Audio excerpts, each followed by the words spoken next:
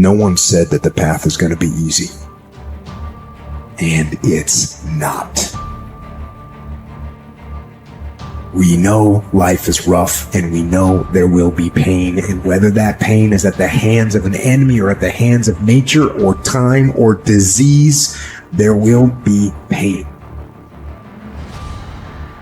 It's an urge. Truth be told, every champion has felt it. Every president has felt it. Every king has felt it. Every lion has felt it. Every winner has felt it. Every soldier has felt it.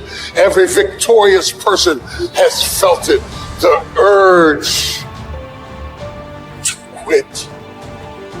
Often when people are embittered and resentful and feel like they're victims, it's because really awful things have happened to them. Now, not always, but often. And so then the question is, well, if you're in a situation and something really awful is happened to you or has happened to you, then, well, why shouldn't you feel like a victim? And is there a better alternative? Thousands have come before you and they did just fine. So quit your complaining.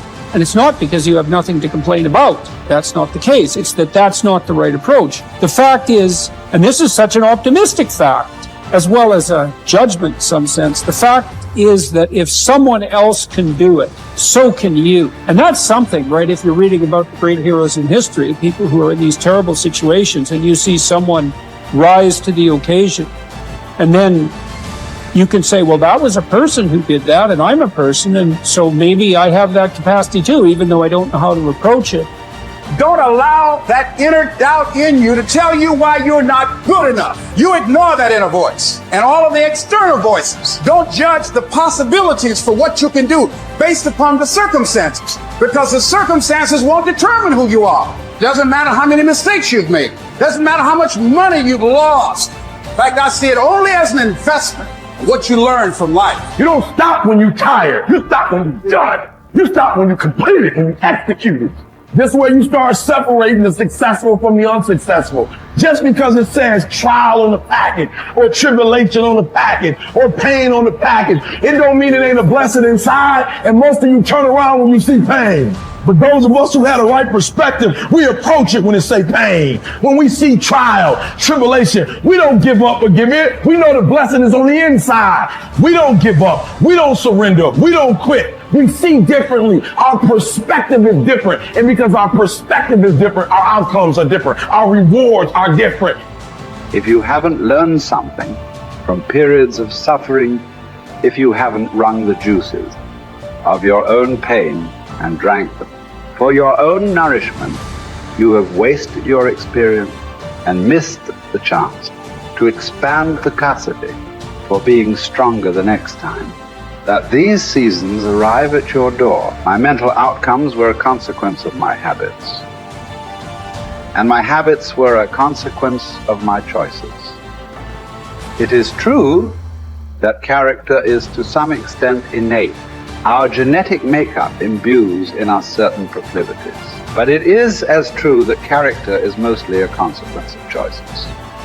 We all make them, and we should make them deliberately with the knowledge that these choices are part of our responsibility toward a purpose other than our own selfish aim. That responsibility is to your family, friends, community, and country. You have purpose in this life. God has you here for a reason. You may not know it, but He does. Your job is to find it. No one else can.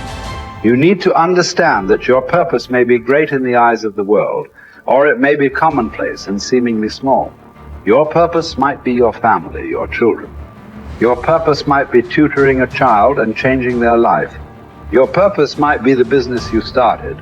Your purpose might be cleaning up your block. Your purpose might be in the help you give others. Your purpose might be in the example you set. Only you and God know. Only you and God need to know. Search until you find it. And until then, act as if you have it, because you're wasting time otherwise. There's something in you that wouldn't allow you to stop. Dr. Howard Thurman. He said there's something in each and every one of you that waits and listens to the voice of the genuine in yourself. It will be perhaps the only guide you will ever have. And if you cannot hear it, all of your life, your days will be spent on the ends of strings that somebody else pulls. And I say to you, the reason you showed up, even though you couldn't afford to be here, the reason you drove hundreds of miles, flew around the world, there's something in you, in your heart of hearts, that said, I'm not going to let anybody pull my strings. It said, I'm going to control my own personal economy. It said, I've got a dream I want to achieve. I want my children to have a choice of the kind of education that they want. That said, I am the captain of my ship. That said, I'm going to control my destiny. And whatever it takes, I'm willing to do the work. 1961. President John F. Kennedy had a decision to make. The decision was whether or not to call a news conference and tell the world the United States was going to go to the moon. And I submit to you that the decision to do that was very risky. And what governed his thinking is what governed your thinking when you decided, I'm going to do this. See, the technology did not exist. The answer, what will it take, did not exist. No one had ever done it before.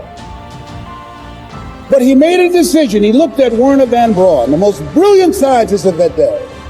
And he said, Werner, what will it take for us to go to the moon? And he spoke 5 words. And those 5 words, I think, is what governs most entrepreneurs. Those 5 words, I think, is what give people like you the courage to pursue their dreams. Those 5 words is what I think people who are pioneers, people who are breaking new ground, make decisions on. He said, what will it take for us to go to the moon? And the response was, the will to do it. As you look at yourself, as you look at your business, what will it take for you to increase your business? The will to do it. What will it take for you to become more powerful in your presentation skills and be able to increase the number of people, to quadruple your business?